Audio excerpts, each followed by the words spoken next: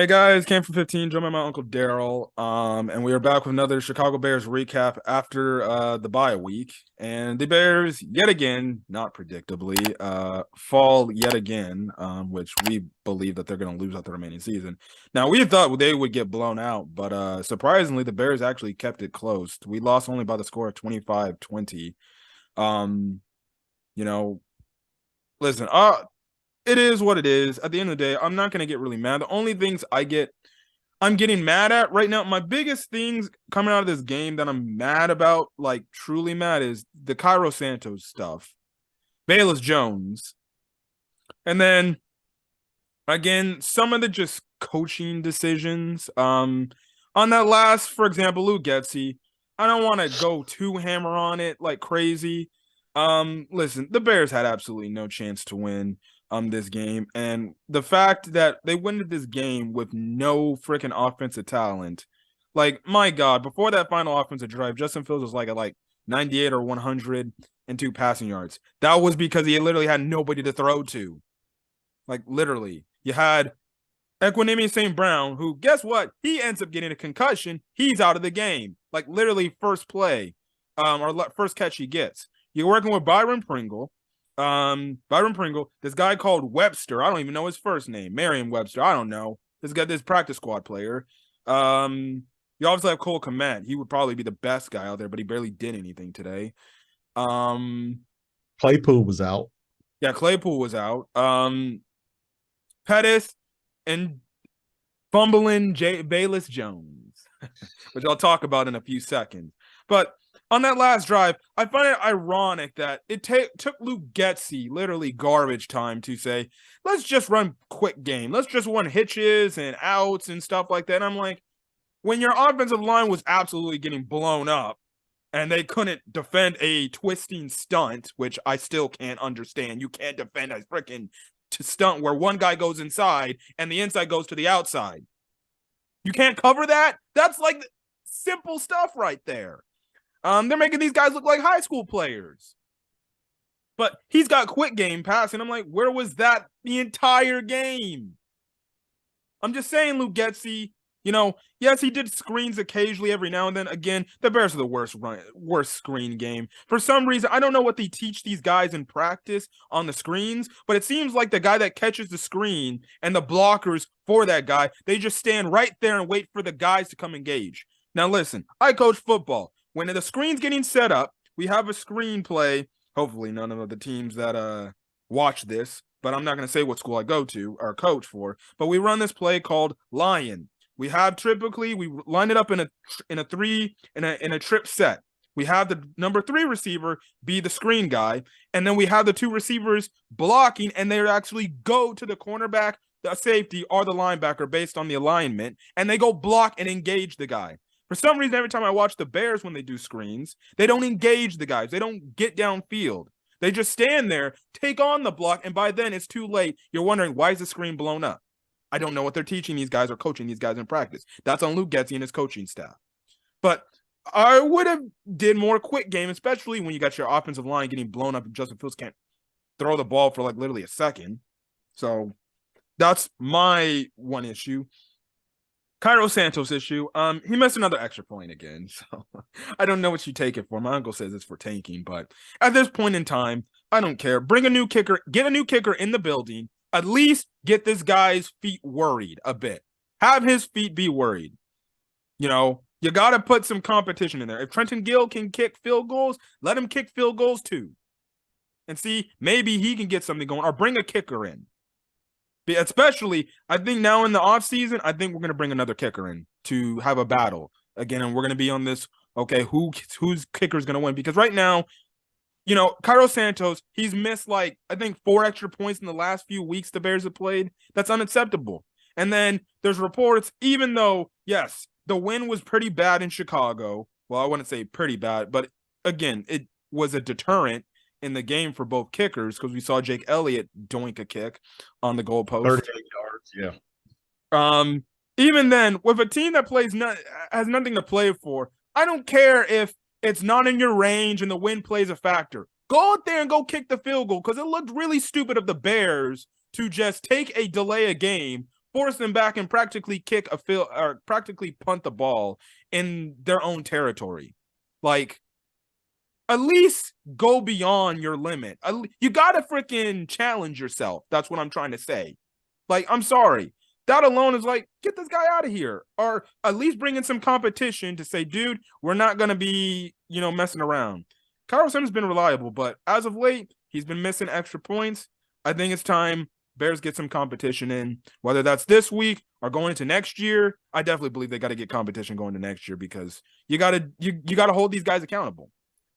And then my last angry point that oh my God.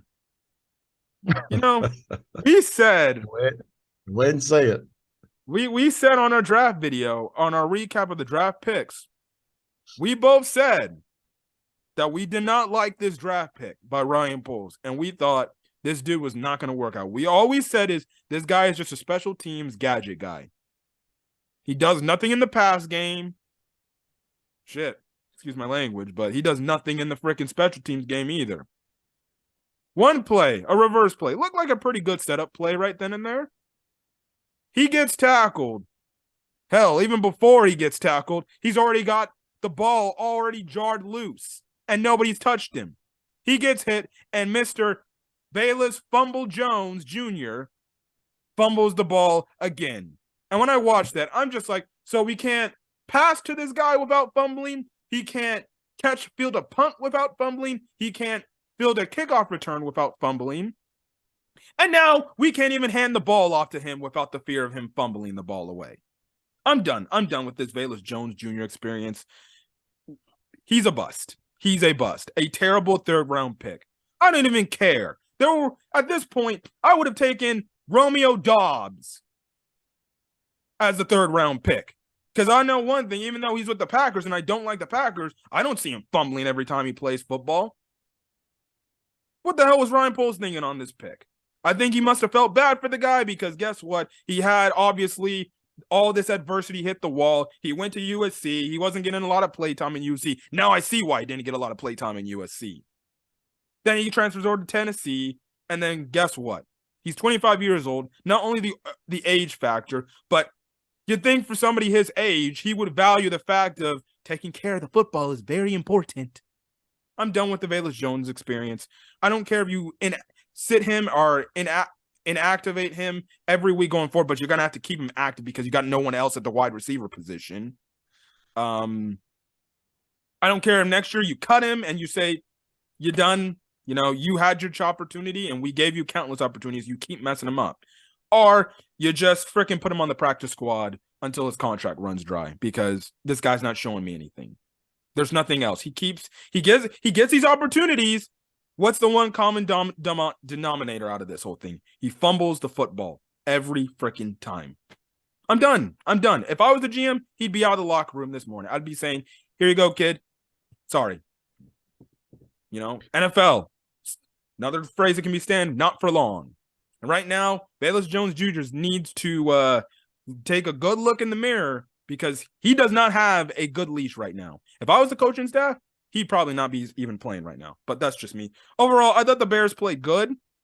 Justin Fields, he did what he could, with what he was given. What more could you ask for him to do? I was just hoping he didn't get hurt. And I actually thought he freaking pulled his hamstring, but he got back in the game. And he managed to go down the field and get a touchdown and gave the Bears at least a chance to potentially win the game. Defensively, I guess against a pretty high-powered offense, they actually did pretty good. I will say this. We've been very critical of the front seven, but by far, I don't care. This was by far their best game. The D-line was getting pressure on Jalen Hurts. I saw the linebackers. They were actually doing pretty good on their gaps, even when Jack Sanborn, I guess, got out because of injury, which sucks. But they made life pretty hard, and they actually rattled Jalen Hurts.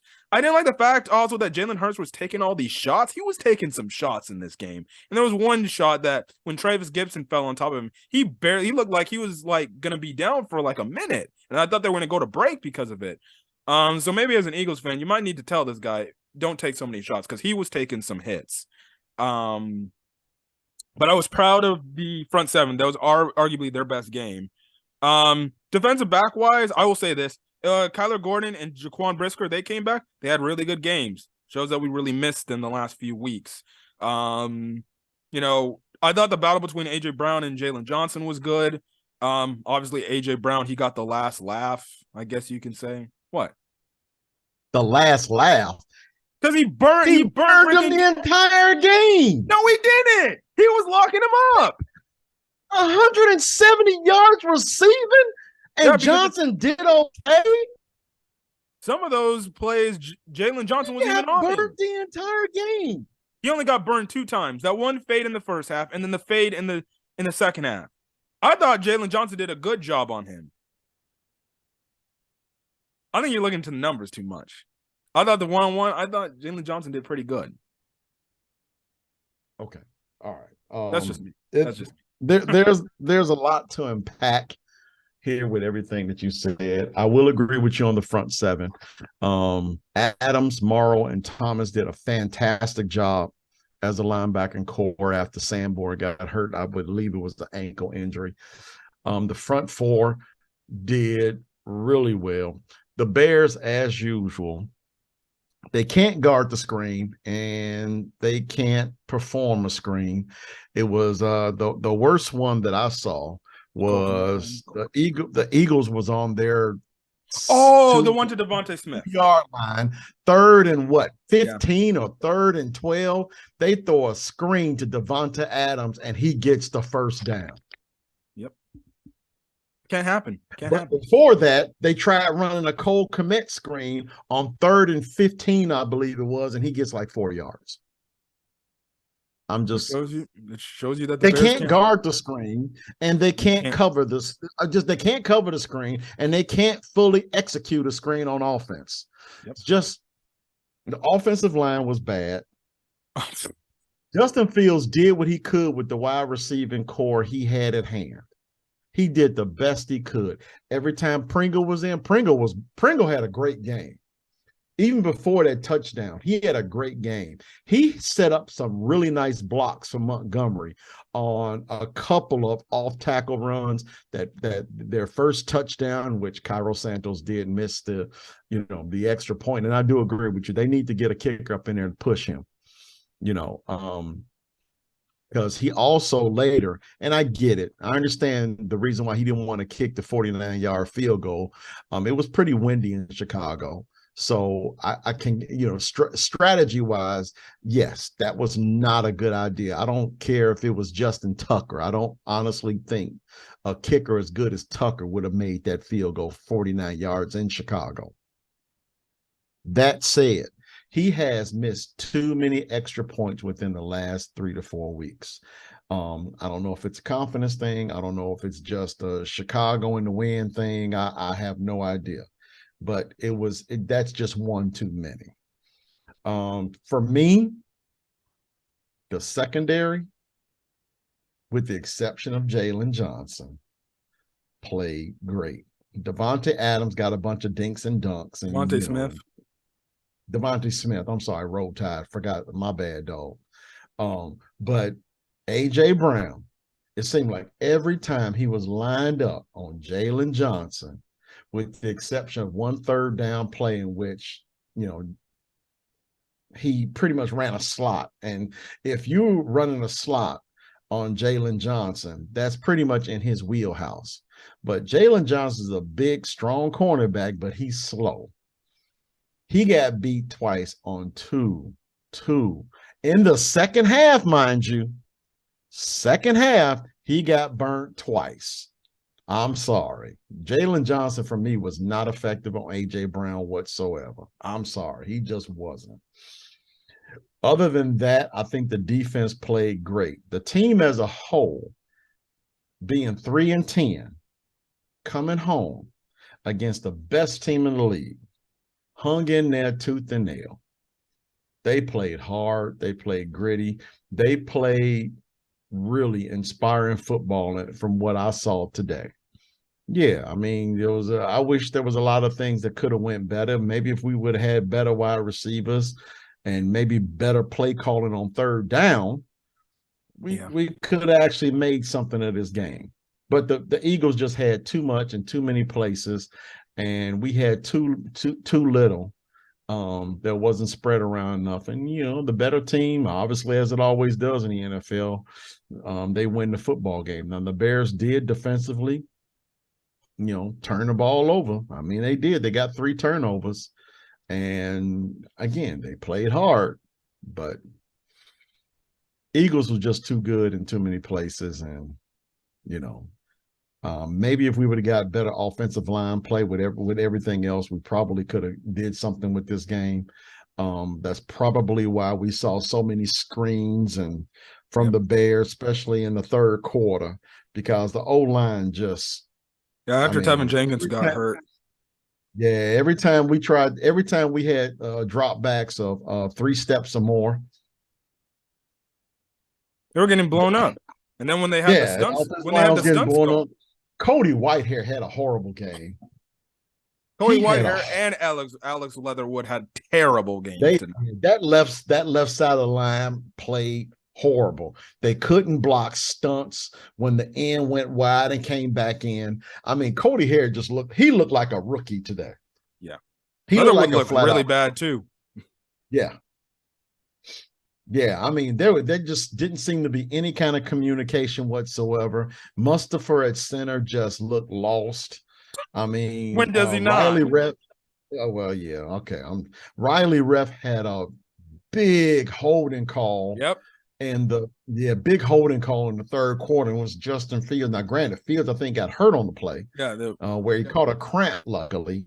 But it was just Eagles just got too much in too many places. But I will say, because I said they were going to get beat by 3 touchdowns. Yeah. And it just wasn't like that, because the Bears played very hard today. They didn't play like a 3-10 team. Yeah. They really did. They didn't play like a 3-10 team.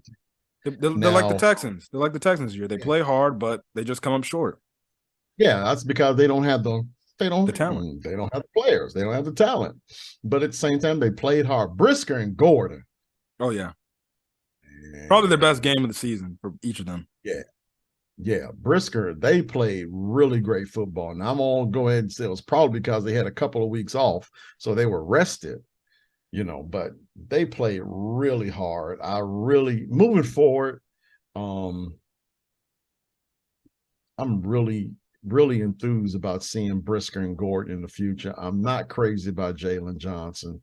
To me, he just doesn't seem to have the speed to guard the top wideouts in the league.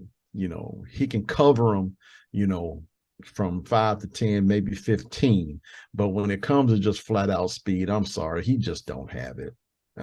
He just don't have it. Those two big plays to AJ Brown killed us. That third down play I mentioned of the screen to Devonta Smith killed us. Jalen Hurts running around really didn't hurt us that bad. They spied him early on. Yeah. Jalen Hurts as a passer, I mean, he threw over 300 yards, but he threw 2 interceptions. He really didn't hurt us in the past. It was just those 3 plays right there, which really did us in. If those 3 plays didn't happen, I honestly think we would have had a legitimate shot at winning this football game. But those 3 plays right there, those two bombs to AJ Brown and that third down screen to Devonta Smith, at that point, I'm just like, that was horrible. So, but we're 3-11. Oh, yeah.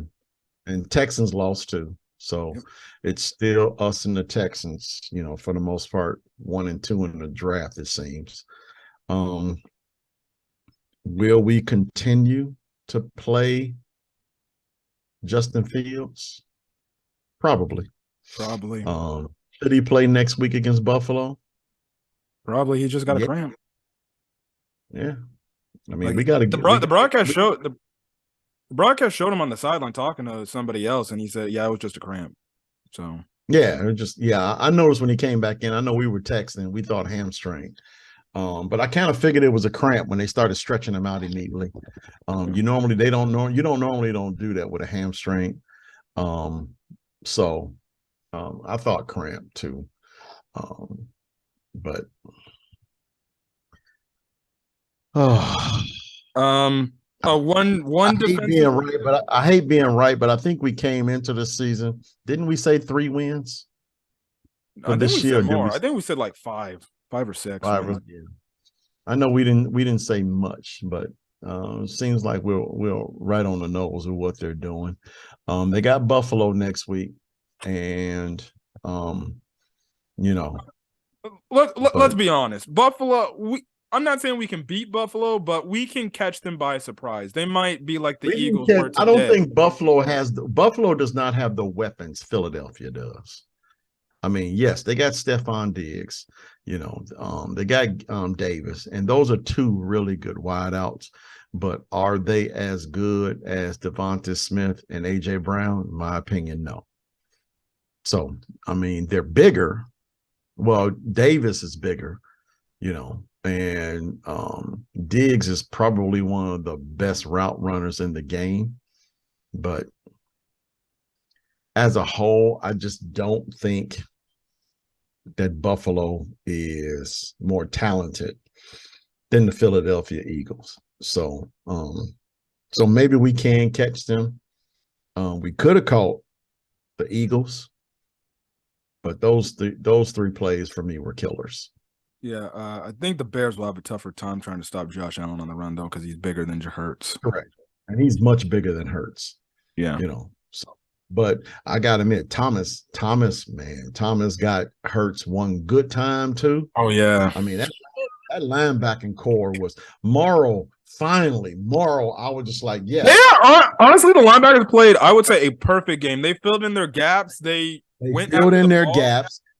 They were attacking instead of waiting for the running back to do something on sweeps. They were attacking the gaps.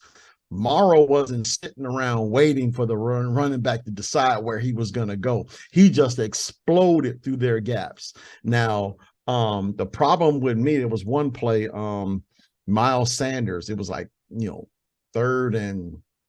second and 18, I think it was. Mm-hmm. And it was just a simple sweep. And I'm looking at Brisker and Johnson, and they're just standing there waiting for the linebackers. Well, I think Morrow had got picked up. Is he a Morrow or Thomas? No, it was Thomas. It was Thomas who got picked up by AJ Brown. Thomas got picked up, but Johnson and Brisker they both got blocked by Smith.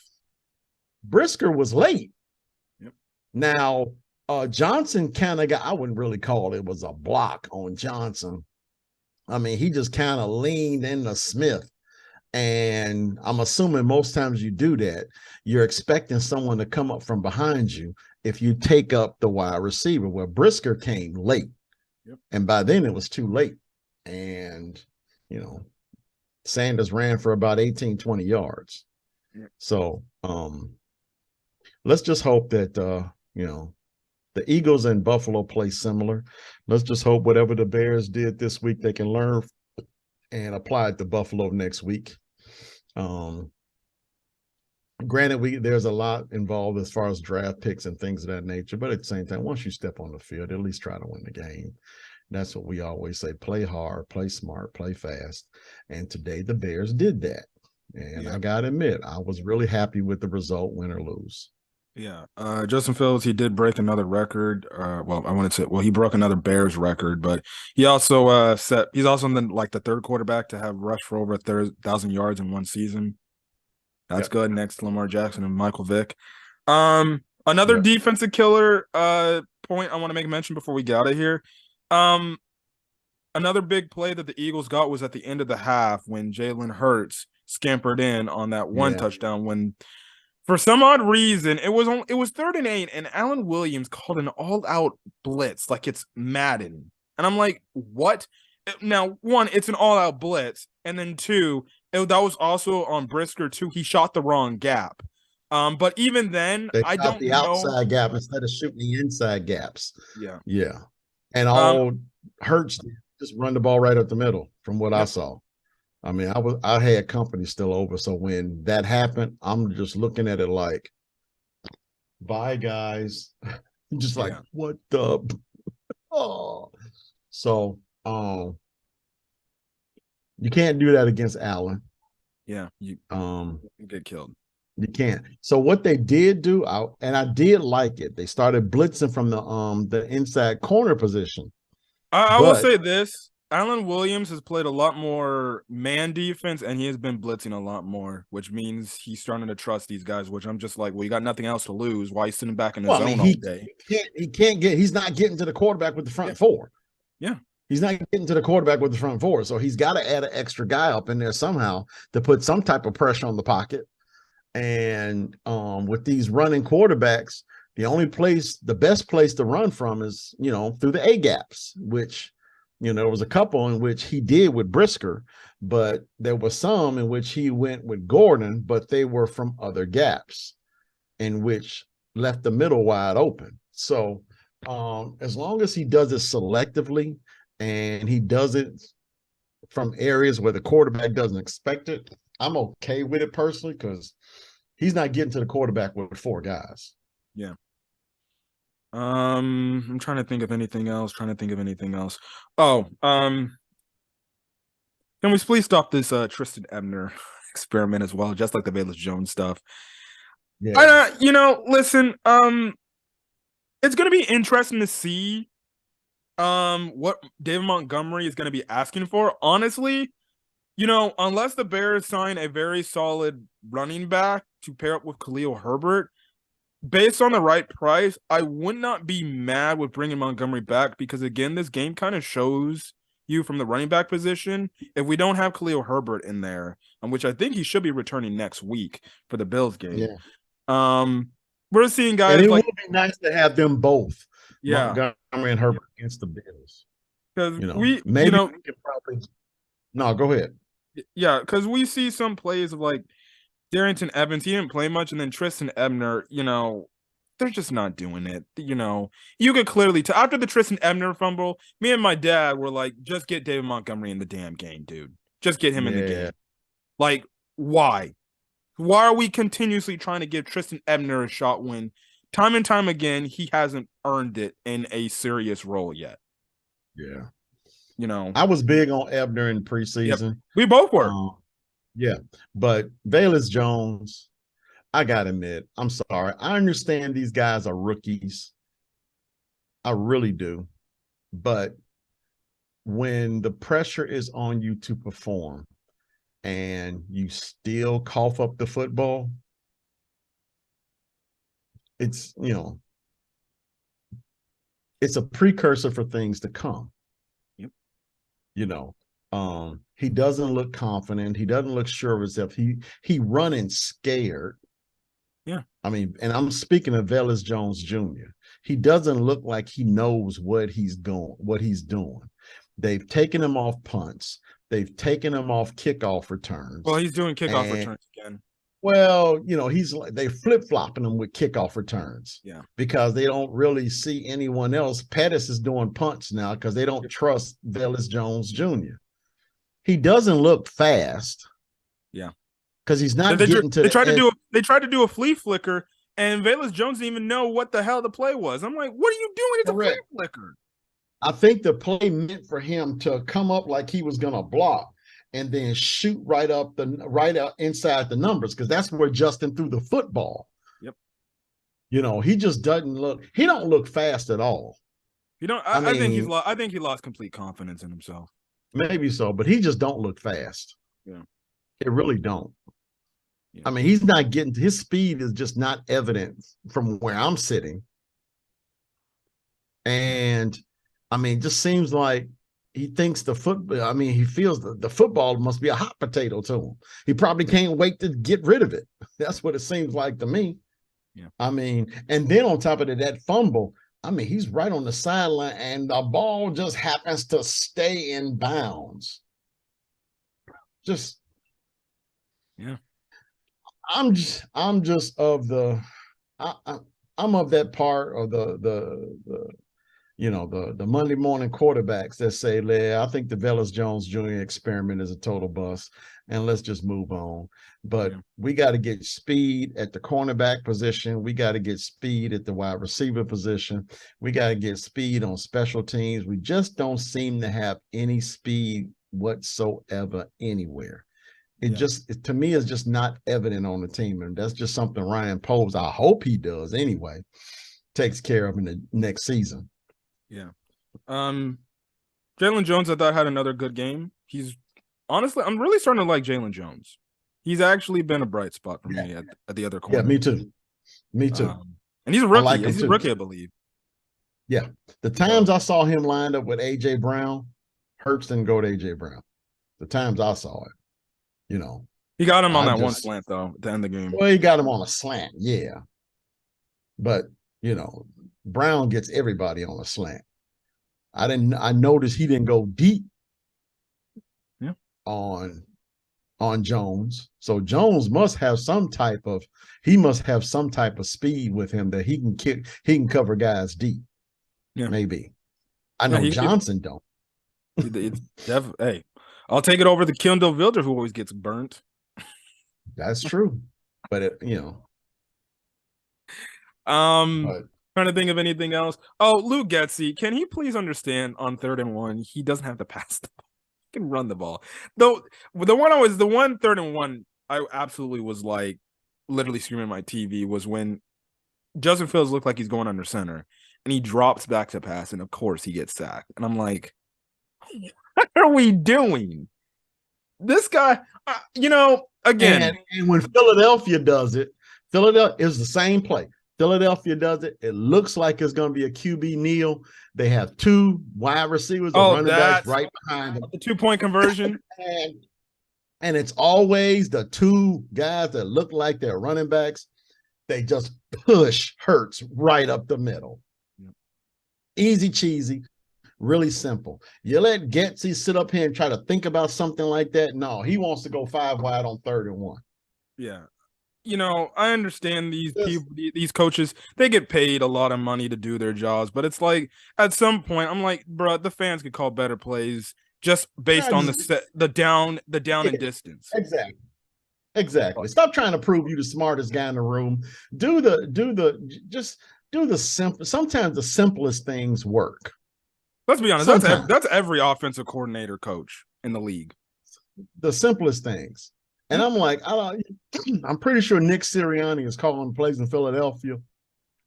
That one play right there seems to get them 1 yard every time. And this is not the first time I've seen them do it. And when they do it, they're in hurry up. So they already know, hey, if it's 2nd and 9 and we get 8 yards, y'all hurry up and get in that place so we can hurry up and run it.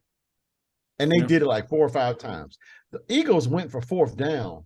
It seems like, multiple times. They picked it up.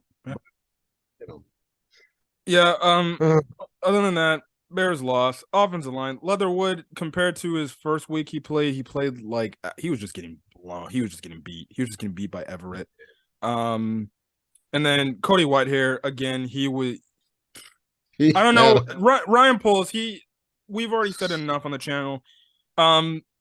He's going to definitely have to spend a lot of money in the free agent market for these experienced offensive linemen to improve this offensive line, because we know that you give Justin Fields time to throw, he will make those throws. But other than that, that's kind of it.